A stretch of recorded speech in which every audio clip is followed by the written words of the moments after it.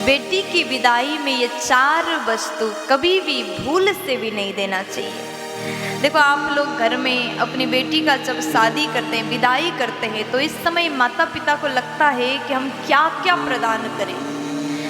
वैसे मुझे लगता है कि दहेज मांगना, दहेज देना ये सही नहीं है। कई लोग तो विवाह के पूर्व ही दहेज का मांग करते हैं। ये अच्छा नहीं है।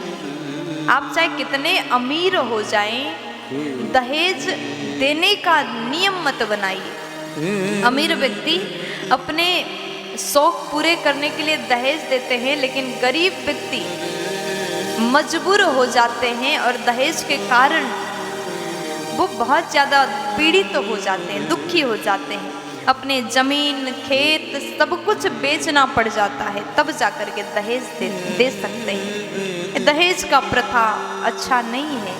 लेकिन आप अपनी बेटी का विदाई कर रहे हैं, तो ऐसे समय हर माता चाहती है कि मेरी बेटी को ऐसा मैं क्या प्रदान करूं, जिसे प्रदान करने से ससुराल में जाने के बाद उसको हर सुविधा मिल जाए।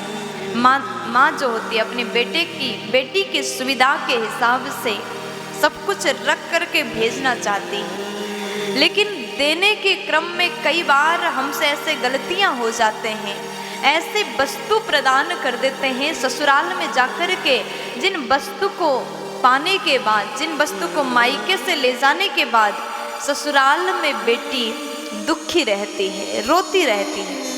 तो 4 ऐसे सामग्रियां हैं जो कभी भूल से भी बेटी के विदाई में मत प्रदान करिएगा। अगर आप चाहते हैं कि आपकी बेटी ससुराल में जाकर के प्रसन्न रहे, सुखी रहे, तो कभी भी मायके से आप बेटी को झाड़ू मत प्रदान करिएगा। जो बेटी होती है ससुराल में जाती है लक्ष्मी के रूप में। वो लक्ष्मी के रूप में जब गृह प्रवेश करती है, तो उस घर में जाने के बाद अपने सत्कर्मों से, अपने सुंदर विचारों से, आचार नियम से उस घर को लक्ष्मीवान बनाती है। अगर आप मायके से ही झाड़ू भेज देते हैं, झाड़ू लक्ष्मी का प्रतीक है।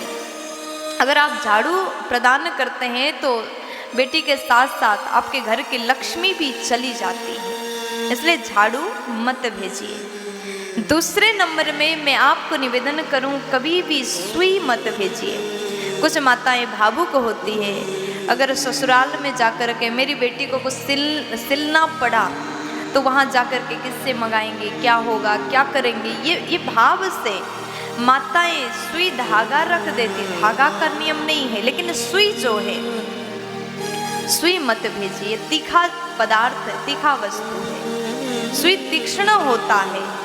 अगर आप सुई भेजते हैं तो हो सकता है उसके कारण बेटी के ससुराल में रिश्तों में कड़वाहट आ जाए। इसलिए सुई आप मत भेजिएगा।